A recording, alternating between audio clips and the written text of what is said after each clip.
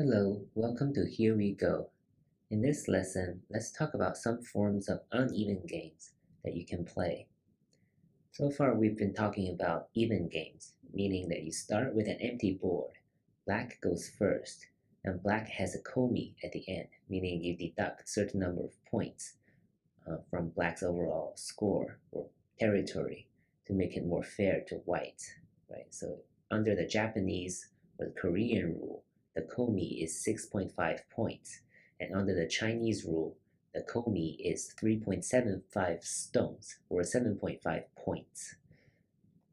So the even games is what you see in professional tournaments and the majority of amateur tournaments, right? But the problem for beginners is that no matter who you play against, you're always much weaker than your opponent, right? So that's why we have some other forms of uneven games that can give the weaker players a realistic chance of winning. So those are more fun, especially for beginners, and those are also effective ways to learn.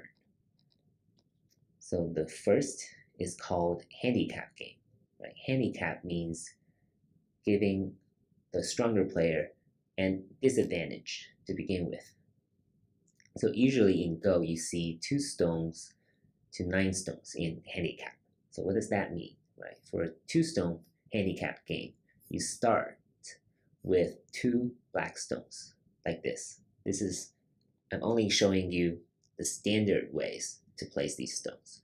Of course, if you're just playing for fun, you can place the stones wherever you want. But usually if you play online, these handicap games begin with these standard patterns. So here we have a 2-stone handicap beginning, right? You place 2 stones on the board and then white goes first, right? So white can play like this, right? So white goes first and then black follows. So this is a 2-stone handicap pattern. Remember, it's always the upper right and the lower left. It's not the upper left and the lower right? And for a 3-stone handicap, the pattern is like this. You occupy 3 star points in the corner. For a 4-stone handicap game, you occupy all 4 corners. And for a 5-stone handicap, you add a stone to tangent to the center point. And for a 6-stone handicap game, it's actually these 6 stars. Right? It's always on the left and the right. It's not the top and the bottom. And then 7-star, you add 1 to tangent to the center star. And 8, you just leave out the center star. So now you have an 8-stone handicap game opening, right, a beginning. And for the 9-stone handicap game, you occupy all 9 stars to begin with, and then white goes first. Right? So handicap gives black a very big advantage, right? And white really has to fight very fiercely in order to win, right? And then black, and even if black makes a few mistakes, it can still win, right? So that's why it's much more competitive, much more fun, and it's also a good way to learn. The second way to play an uneven game would be no Komi, meaning black doesn't deduct any points at the end, right? So if the points are even, it can either be a draw or, depending on the rules of certain tournaments or games, it can be a win for white, right? So if you have equal number of points, if you want to draw, that's fine. If you're playing a tournament, it has to be a win or a loss, then usually white wins if the points are equal. So no Komi is very common when there is a 1-dan difference between the players. Right? So there's not a big gap between the players, but say if you're a 3-dan and you're playing a 4-dan, then the 3-dan player will have black to go first, and there will be no Komi at the end of the game.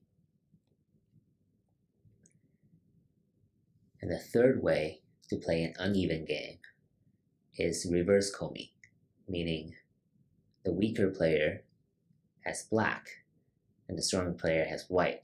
But instead of deducting points from black, you can deduct points from white. This never happens in actual tournaments, right? But this is just for practice. Sometimes if you're an amateur, if you're preparing for tournaments, you want to practice with a stronger player, but you want to start with an empty board, right? So if you're playing a professional player and you wanted to make it more competitive, you can say white can have a reverse Komi of 10 points or 20 points. And then you can start playing, and then you can take that reverse Komi into account as you're playing. In summary, we talked about a few ways that you can have uneven games to practice and to have fun. So the first one is the handicap game. Usually it's 2 to 9 stones. I showed you the standard patterns, but of course, if you're just having fun, you can do whatever you want, and then you can create these challenges for the stronger players. And then the no Komi is usually for a one-dan difference. It also exists online. And then the reverse Komi is also a way to practice, especially if you're preparing for tournaments and you're practicing against professional players. It's a pretty effective way to learn as well. So just remember, all of these are good ways to play, to learn, and to have fun.